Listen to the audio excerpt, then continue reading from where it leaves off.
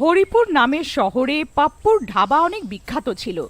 ওই ধাবার খাবার এত বিখ্যাত ছিল যে আশেপাশের সব লোকেরা ওইখানে খাবার খেতে আসতো। ওইখানকার খাবার যে একবার খেয়ে নিত সে তার স্বাদ ভুলতেই পারত না। যদি কেউ ওই গ্রামে কোনো কাজে আসতো ওই ধাবার খাবার না খেয়ে যেতই না। ওই ধাবা দিনের পর দিন বিখ্যাত হয়ে যাচ্ছিল আর ধাবার মালিকের অভিমান বেড়েই চলেছিল। যদি ধাবার খাবার বেঁচে যেত তো সেই ওই খাবারটাকে ফেলে দিত, কিন্তু কোনো জানোয়ার বা ভিখিরিকে খাওয়াতে রাজি ছিল না। একদিনের কথা, একটা ভিখিরি ওই ধাবার কাছ দিয়ে যাচ্ছিল। সে অনেক ক্ষুধার্ত ছিল, সে অনেক দিন ধরে কিছু খেয়েছিল না। সে ধাবার মালিকের কাছে গেল। মালিক, কিছু খেতে দিয়ে দাও, অনেক খিদে পেয়েছে, অনেক খিদে পেয়েছে দাদা, কিছু খেতে দিয়ে দাও। আরে যা যা, আগে যা, কিচ্ছু পাবি না। কিছু দিয়ে দাও খেতে, অনেক দিন ধরে কিচ্ছু খাইনি, অনেক খিদে পেয়েছে দাদা।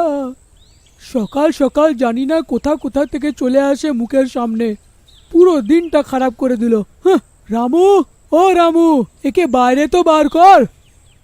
রামু ভিখিরিকে ধাবার থেকে ধাক্কা মেরে বার করে দেয়, কিন্তু মালিকের ভিখিরির উপরে একটুও করুণা হয় না আর ভিখিরি খিদে চোটে অজ্ঞান হয়ে যায়।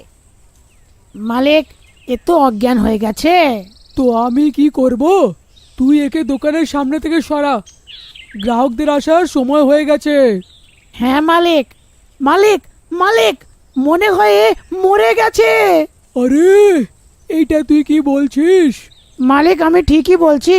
তুই এক কাজ কর, একে ওই ধাবার পিছনে যে কুয়োটা আছে ওতে ফেলে দে, আর কেউ কিছু জানতেই পারবে না। হ্যাঁ মালিক। রামু, কেউ কিছু জানতে পারেনি তো? কেউ কিছু দেখেনি তো? না মালিক। আজকে তো দিনটাই খারাপ হলো। আজ তো বেশি গ্রাহকও এলো না। কাল সবাই সময় মতন এসে যেও, না হলে তোমাদের পয়সাটা কেটে নেব। ঠিক আছে মালিক। মালিক নিজের সব চাকরদের ছুটি দিয়ে নিজেও বাড়ি চলে যায়। মালিকের রাস্তায় এরকম মনে হয় যেন কেউ ওর পেছন পেছন হাঁটছে, আর তখনই মালিক থেমে যায় আর পেছনে ঘুরে দেখে কিন্তু ওখানে কেউ ছিল না। আরে, আমারই ভুল হবে। তারপরও হাঁটতেই থাকে। তখনই হঠাৎ করে ওকে জোরে কেউ থাপ্পড় মারে। ও পেছনে দেখে তো কেউ ছিল না। ও তাড়াতাড়ি চলতে থাকে আর নিজের বাড়ি পৌঁছে যায়। আরে ভগবান, তাড়াতাড়ি করে খেতে দিয়ে দাও, অনেক জোরে খিদে পেয়ে গেছে। হ্যাঁ, এই আনছি। যে স্ত্রী খাবার নিয়ে আসে তখনই ভিখারি ভূত ওকে জোরে ধাক্কা দেয়, যার কারণে স্ত্রীর হাত থেকে সব খাবার পড়ে যায়। আরে ভগবান, এইটা কি করলে? সব খাবার ফেলে দিলে? আরে, কে জানে কি করে পড়ে গেল। আমার এরম মনে হলো যেন কেউ আমাকে ধাক্কা মারলো। আজকে তো সব দিনটাই খারাপ গেল। পরের দিন সকালে মালিক কাউন্টারে বসে থাকে আর তখনই একটা গ্রাহক আসে আর চেয়ারে বসে পড়ে আর খাবারের অর্ডার দেয়। রামু, তাড়াতাড়ি খাবার নিয়ে এসো। এটা কিরকম খাবার? এত ঝাল। কি হলো, খাবার ভালো হয়নি? এটা কিরকম খাবার? রামু, ওই রামু, আজ তুই এটা কিরকম খাবার বানিয়েছিস? মালিক, জানি না কেরম করে হয়ে গেল, খাবার তো ভালো বানিয়েছিলাম। আজও ধাবার কোনো বিক্রি হয়নি আর ধাবার খাবার এরমই নষ্ট হয়ে যায়। এইটা দেখে ভিখিরি অনেক খুশি হয়ে যায়। পরের দিন মালিক নিজের চাকরদের বলে, আজ এরকম খাবার বানাবি যে লোকেরা আঙুল চাটতে রয়ে যাবে। আর সব চাকর আর রামু খাবার বানাতে আরম্ভ করে। খাবার তৈরি হয়ে যায়। ও, খাবারের গন্ধ তো অনেক ভালোই লাগছে। তখনই ধাবায় একটা গ্রাহক আসে। রামু, তাড়াতাড়ি খাবারটা নিয়ে আয় ভাই। বাবা বাবা, আহা, খাবারের গন্ধ তো কি ভালো বেরোচ্ছে। গ্রাহক যেই খাবার খেতে বসে ওর থালার থেকে হঠাৎ রুটি উধাও হয়ে যায়। আরে, রুটিটা কোথায় গেল? এখনই তো ছিল। ও ভয় পেয়ে যায় আর রামুকে ডাকে। রামু, রামু। হ্যাঁ সাহেব, কি হয়ে গেল সাহেব? আরে রামু, আমার রুটি গায়েব হয়ে গেল। আরে, এরকম কি করে হতে পারে সাহেব? আপনারই ভুল হবে। এই সব কাণ্ড ভুতুড়ে ভিখিরির ছিল। যে গ্রাহকদের বিরক্ত করছিল ওর ভয় পাওয়াচ্ছিল। গ্রাহকরা পালিয়ে যেত। ধাবার মালিক বুঝতে পারছিল না যে ব্যাপারটা কি। এ রোজ হতে থাকে আর দিনের পর দিন ধাবার মালিকের বিক্রি কম হতে থাকলো। একদিনের কথা, শহর থেকে কিছু লোকেরা গ্রামের দিকে যাচ্ছিল। তারা পাপ্পুর ধাবা দেখতে পেল। ওরা এর ব্যাপারে অনেক শুনে রেখেছিল, তো ওরা ধাবাতে খাবার খাওয়ার জন্য থেমে গেল আর ওর খাবার অর্ডার করে। রামু খাবার নিয়ে আসে, তো ওদের শাহী পানিরের তরকারিতে চিকেনের তরকারিতে পরিণত হয়ে যায়, যেটা দেখে ওরা ঘাবড়ে যায়। যেই ওরা জল খাবার জন্য গ্লাস ওঠায়, ভুতুড়ে ভিখিরি সব জল ওদের মাথায় ঢেলে দেয় আর ওরা জোরে জোরে চেঁচাতে থাকে। ভূত ভূত ভূত, আরে এই ধাবাতে তো ভূত আছে।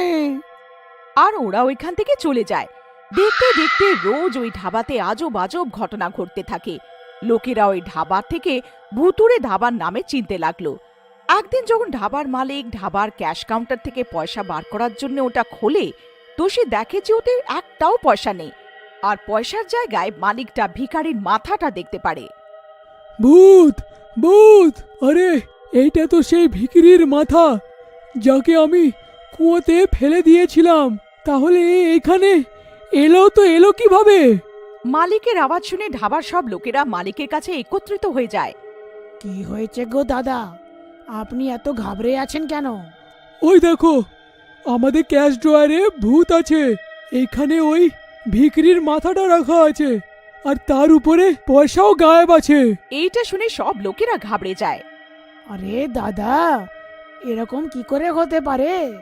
যাও, তুমি গিয়ে ক্যাশ ড্রয়ারটা খুলে দেখে নাও। তুমি ওইখানে একটা মাথা পাবে। ও একটা ভূত আছে, ভূত। ওই লোকটা মালিকের কথা শুনে ক্যাশ ড্রয়ারটা খোলে, তো না ওখানে মাথা থাকে আর ওর পয়সাটাও রাখা থাকে। আরে কি গো দাদা, মনে হয় আপনার শরীরটা ভালো নেই। আপনি ঘুমের ঘোরে কোনো স্বপ্ন দেখে নিয়েছেন। আপনার বিশ্রাম নেবার প্রয়োজন। আরে না দাদা, আমি এইখানে সত্যিতে একটা মাথা দেখেছিলাম। আমি আমি একদম ঠিকই বলছি। মালিক নিজের কথা সবাইকে বিশ্বাস করানোর চেষ্টা করে, কিন্তু কেউ ওর কথা শুনে না আর না বিশ্বাস করে। তখনই রামু মালিকের কাছে আসে। মালিক, আমার মনে হয় এইসব ওই ক্ষুধার্ত ভিখারিটাই করছে। যাকে আপনি কুয়োতে ফেলে দিয়েছিলেন সেই ওর ওই যার খিদের কারণে মৃত্যু হয়ে গেছিল, আর সেই কারণেই ওর আত্মা আমাদের ধাবাতে ঘুরে যাচ্ছে আর আপনাকে দিন রাত বিরক্ত করছে। হ্যাঁ রামু, আমারও এটাই মনে হচ্ছে। তুমি ঠিকই বলছো, কিন্তু এখন এই ব্যাপারের সমাধানটা কি? তুমি আমাকে এইটা বলো। যদি এইভাবেই চলতে থাকে তো আমি একদিন পাগল হয়ে যাব, আর আমার ধাবাটাও বন্ধ হয়ে যাবে। আপনি চিন্তা করবেন না মালিক, আমি এক বাবাকে চিনি। আমি ওনার কাছে নিয়ে যাব। ওনার কাছে আমাদের সমস্যার কোনো না কোনো সমাধান নিশ্চয়ই হবে। এরম আমার ওনার ওপরে বিশ্বাস আছে। আমি ওনার অনেক নাম শুনেছি। উনি সবার সমস্যা দূর করে দেয় নিজের পুজো আচ্ছাতে। রামু আর ওর মালিক পরের দিনই বাবার কাছে যায়। ওরা বাবার কাছে গিয়ে সব কথা সত্যি করে বলে। এইটা তোমরা কি করলে? তোমরা একটা ক্ষুধার্ত ভিখারির প্রাণ নিয়ে নিলে। ওর আত্মা খিদের কারণে তোমাদের ধাবাতে ঘুরছে আর তোমাদের বিরক্ত করছে। বাবা, আমাদের সাহায্য করে দিন। আমাদের ভুল হয়ে গেছে। আমরা কোনোদিনও করব না আগের থেকে এরকম। আমাদের ক্ষমা করে দিন, ক্ষমা করে দিন বাবা। বাবা নিজের শক্তি দিয়ে ওই ভিখারির আত্মাটাকে ডাকে। আমাকে কেউ বিরক্ত করেছে তো আমি সবাইকে মেরে ফেলবো। হ্যাঁ, আমায় ক্ষমা করে দাও, আমায় ক্ষমা করে দাও। আমার ভুল হয়ে গেছে। আমি পরের বার থেকে এরকম কোনো ভিখারিকে ক্ষুধার্ত যেতে দেব না, যেতে দেব না। আমাকে ক্ষমা করে দাও। বাবা নিজের ঘর থেকে গঙ্গা জল ছিটিয়ে ওই ভিখিরিকে মুক্ত করে দেয় আর মালিককে সব সময় গরিবদের খাবার খাওয়াতে বলে।